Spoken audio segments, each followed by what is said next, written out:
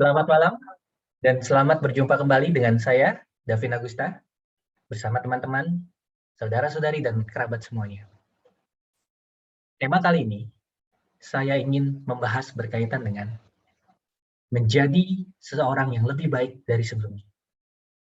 Menjadi pribadi yang lebih baik dari sebelumnya. Saya akan awali dengan satu cerita. Cerita berkaitan dengan bagaimana seekor katak yang berada di dalam tempurung terheran-heran melihat rekan katak lainnya yang dapat lebih tinggi melompat dibandingkan dia. Kita sering dengar cerita berkaitan dengan janganlah kamu menjadi katak dalam tempurung. Alasannya kenapa? Karena kalau kita tahu, katak ketika dia berada dalam tempurung, dia akan lompat mentok dari kapasitas tempurungnya tersebut. Dia tidak akan bisa lebih melompat di luar dari kapasitas tempurung itu, karena dia berada dalam tempurung. Tapi teman yang lain, ya, rekan dia yang lain, saudara dia yang lain mungkin ya, dari katak ini, dia bisa melompat yang jauh lebih tinggi dibandingkan dia.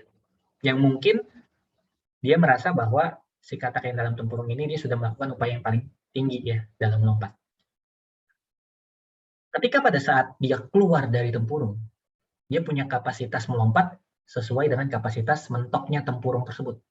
Sehingga pas lompat, dibuka tempurungnya, ya lompatnya hanya seperti ini. Ya, sesuai dengan kapasitas dari tempurungnya.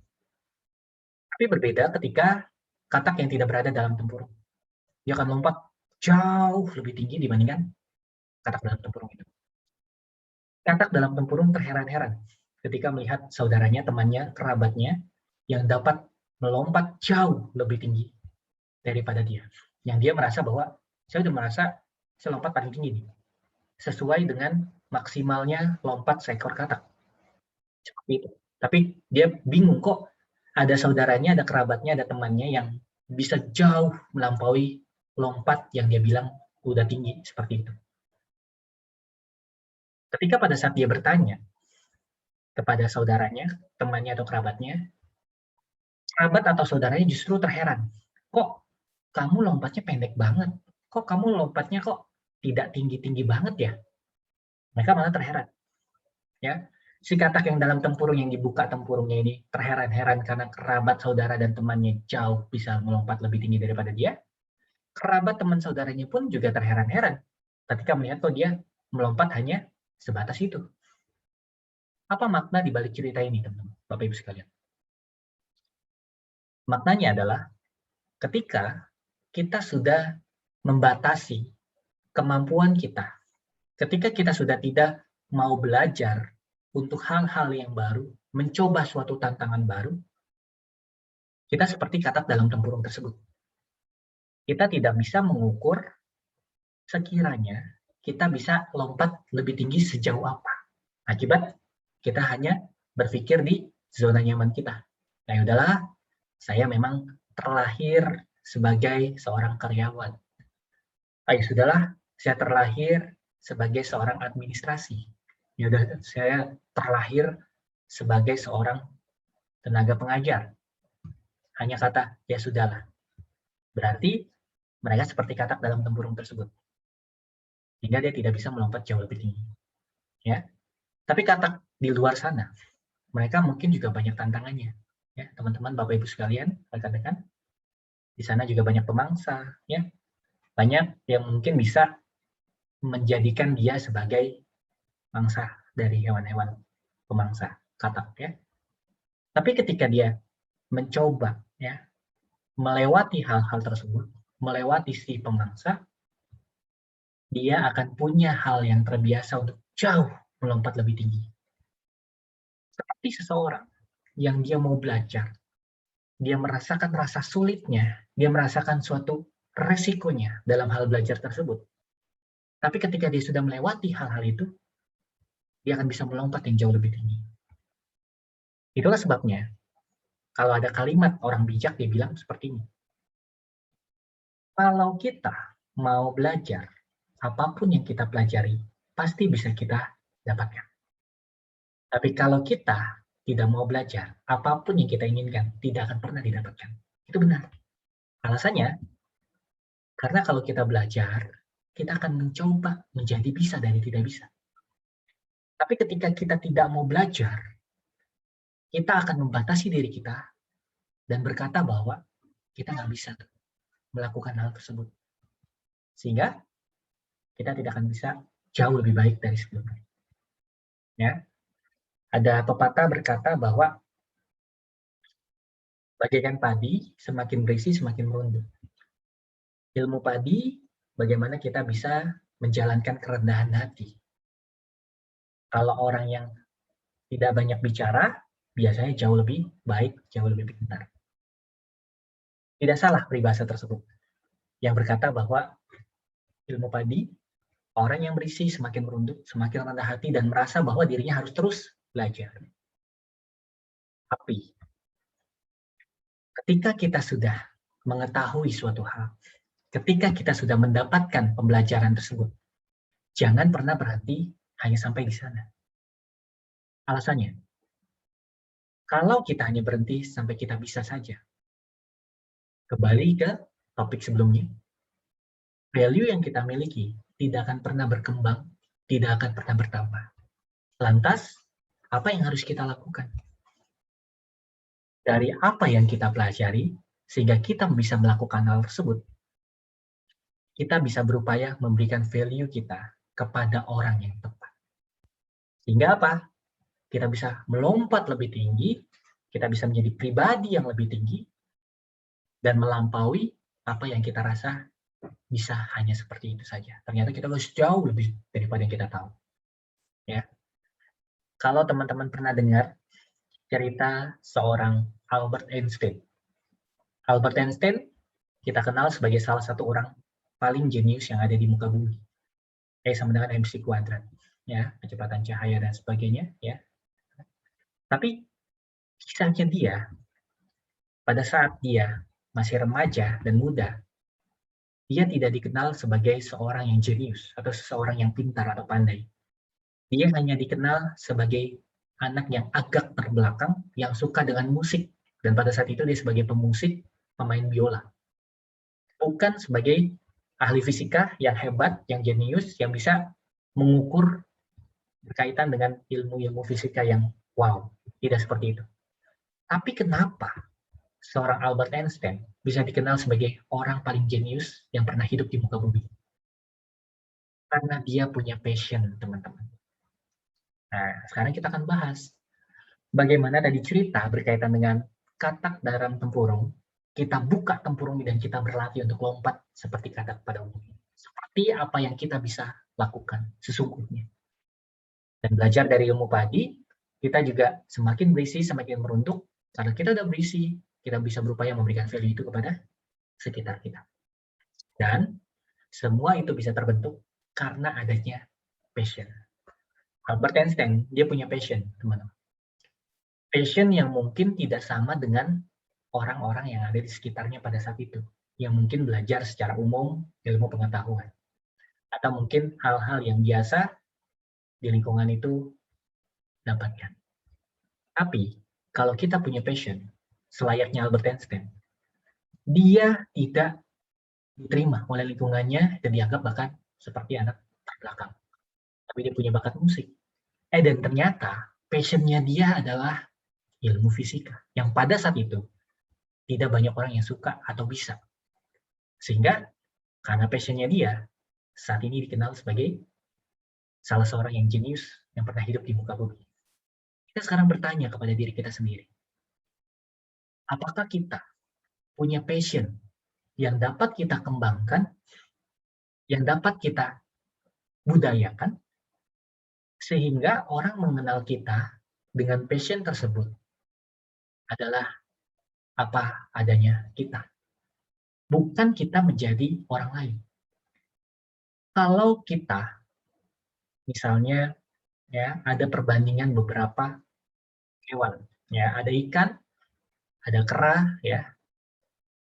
Kalau ikan disuruh manjat, dia akan mati. Ya. Tapi kalau kera disuruh berenang, mungkin bisa, tapi akan mati juga, karena dia bukan hidup di air. Ikan bukan hidup di pohon. Masing-masing punya yang namanya passion. Ikan punya passion untuk berenang di dalam air. Kera, dia punya passion untuk memanjat di pohon. Kalau passion itu tidak disesuaikan, atau passion itu tidak tepat dilakukan, maka si kera, kalau dia berenang, dia dianggap seperti makhluk yang bodoh. Karena memang bukan passionnya itu untuk berenang. Mungkin bisa, tapi tidak seperti ikan. Ya, ikan juga kalau disuruh manjat, mungkin dia bisa, ya, tapi hanya sebatas tertentu. Dia bukan passionnya untuk memanjat pohon itu. Pertanyaannya ke diri kita, apa sebenarnya passion yang kita punya? Dari anak-anak kita belajar, ya, SD, SMP, SMA, kuliah, bahkan master, dan sebagainya. Apakah kita sudah menemukan passion itu? Kalau kita belum menemukan passion itu, maka kita akan seperti katak dalam tempurung yang hanya dibatasi oleh pola pikir kita terhadap kapasitas yang kita pikirkan saja. Padahal kita bisa jauh melampaui hal itu. Itulah sebabnya tidak semua orang bisa menjadi pribadi yang lebih baik karena dia belum menemukan yang namanya passion. Sekarang, bagaimana kita bisa menemukan passion itu sendiri?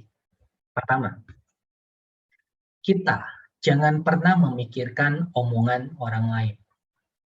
Kalau kita memikirkan terus omongan orang lain, maka kita akan terbentuk dalam tempurung yang kita tidak akan pernah melompat lebih tinggi dan passion kita tidak akan pernah terbentuk karena kita tidak menjadi diri sendiri. Kedua, berupayalah untuk apa adanya. Maksudnya gini, kalau kita misalnya tidak bisa melakukan hal tertentu, kita akan belajar.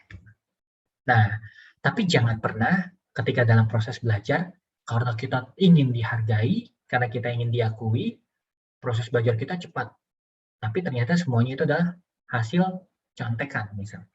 Atau ternyata pola belajar kita adalah dari orang lain yang kita coba masukkan ke dalam hasil kita. Itu seperti membohongi diri sendiri. Kita nggak ada tidak apa adanya. Makanya passion itu juga tidak akan pernah ditemukan. Kita akan bisa berupaya apa adanya ketika apa? Kita akan bilang bisa atau tidak bisa, berani kata tidak ketika memang kita perlu untuk mempelajari lagi dan menjadi diri sendiri. Ya. Yang pertama tadi, jangan pernah terlalu memikirkan omongan orang lain. Yang kedua, jadilah diri sendiri apa adanya. Dan ketiga, passion itu akan terbentuk ketika kita memiliki lingkungan yang tepat. Seperti itu ya. Kalau ada yang bilang, kalau kita berada di lingkungan orang yang jago main gitar, tanpa kita ngeles, kita pegang gitar, kita ikut belajar ya di sana, mendengarkan orang pada saat main gitar yang jago-jago main gitar tersebut, kita pun juga bisa menjadi main gitar. Kalau kita berada di lingkungan orang yang jago bahasa Inggris, kita mungkin bahasa Inggrisnya masih kurang cakap, kita akan berupaya berkomunikasi dengan mereka yang jago bahasa Inggris dan kita akan menjadi bantai bahasa Inggris. Bisa bahasa Inggris, passion kita akan terbentuk di sana. Nah, kalau kita sudah merasakan bahwa kita punya passion, ya, bagaimana kita bisa kembangkan di lingkungan yang tepat itu? Ya, ada banyak cara. Ya, ketika kita sudah menemukan passion kita, yang pertama tadi, jangan terlalu memikirkan omongan orang. Yang kedua, jadilah diri sendiri apa adanya, berupayalah jujur. Dan ketiga, bagaimana kita punya lingkungan yang tepat untuk bisa mendapatkan passion tersebut. Cara-caranya tersebut, teman-teman banyak sekali. Ya, sekarang sudah informasi terbuka, hal-hal yang bisa kita kembangkan, yang kita pelajari, yang kita terus ekspansi gitu ya, untuk kita bisa menemukan hal-hal yang belum tadinya kita tahu, sekarang kita menjadi tahu dan kita bisa lakukan itu. Dengan cara lihat, ya, pelajari, pahami bagaimana, dan kita terapkan dan kita menjadi mahir.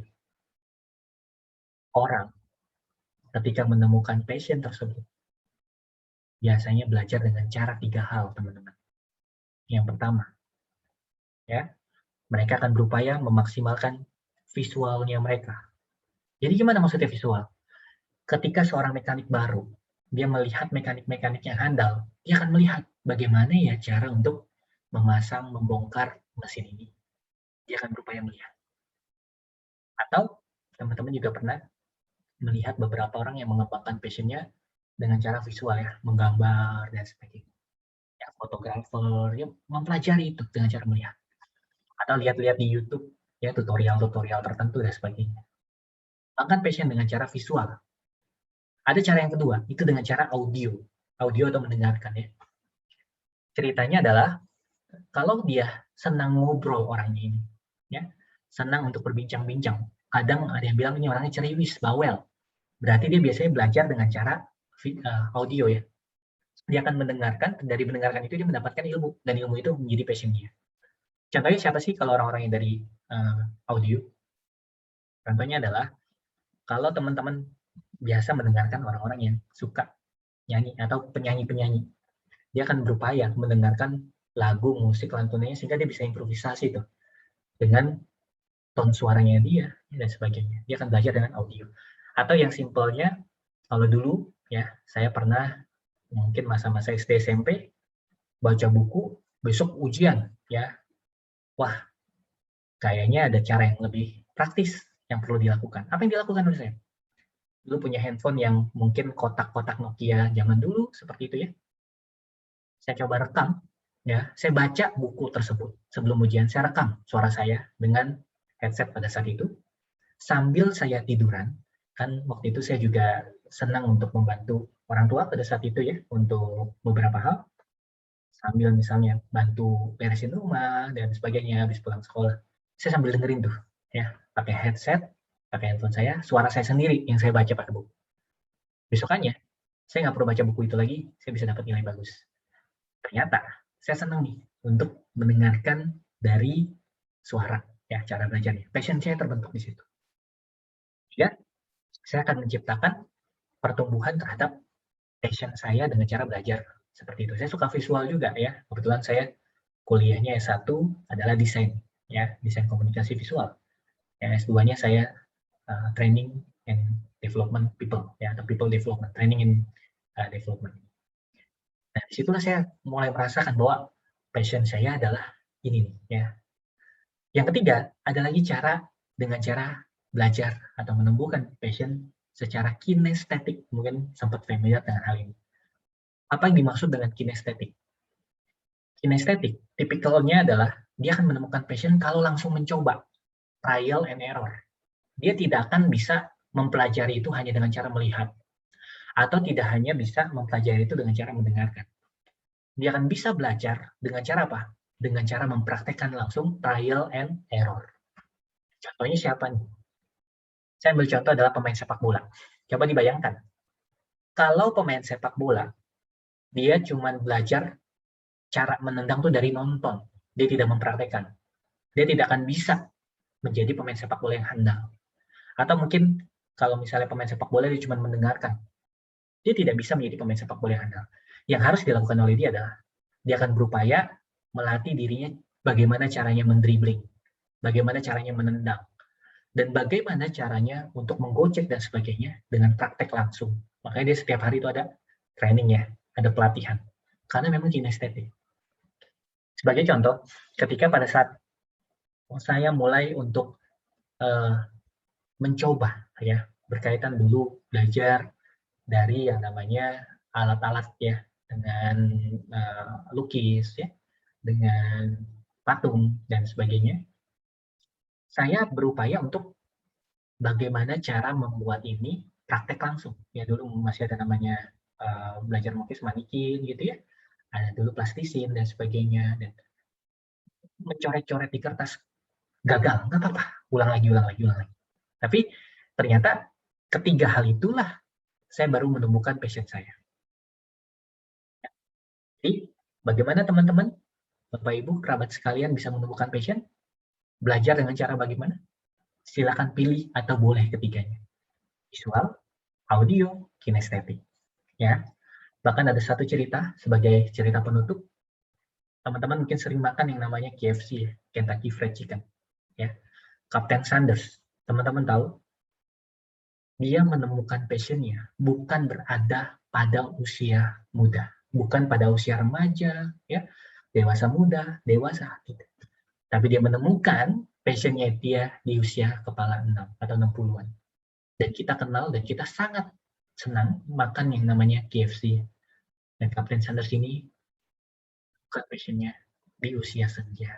Alasannya kenapa teman-teman Bapak Ibu sekalian?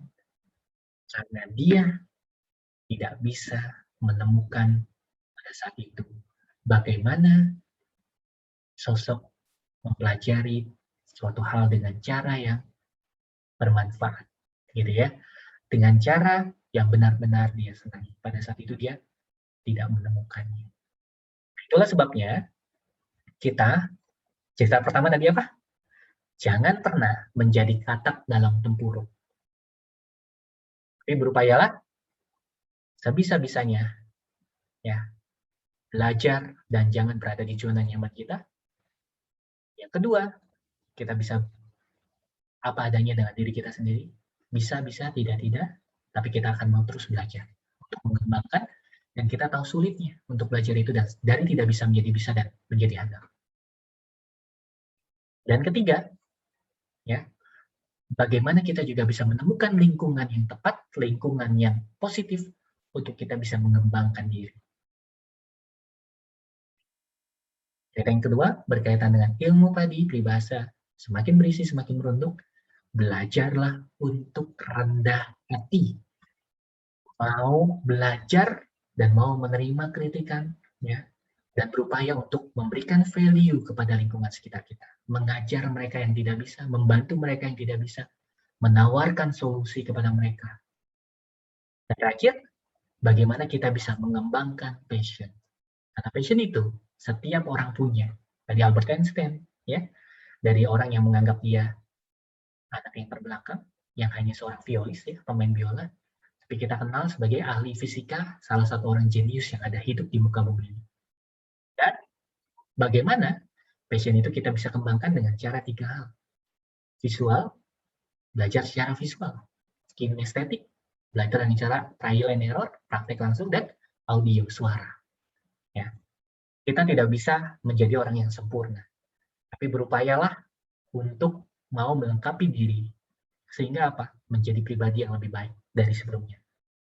Minimal, kita punya sifat-sifat yang bisa kita lengkapi selama kita mau belajar, selama kita mau mengembangkan diri, dan menemukan passion kita untuk bisa menjadi pribadi yang jauh lebih baik.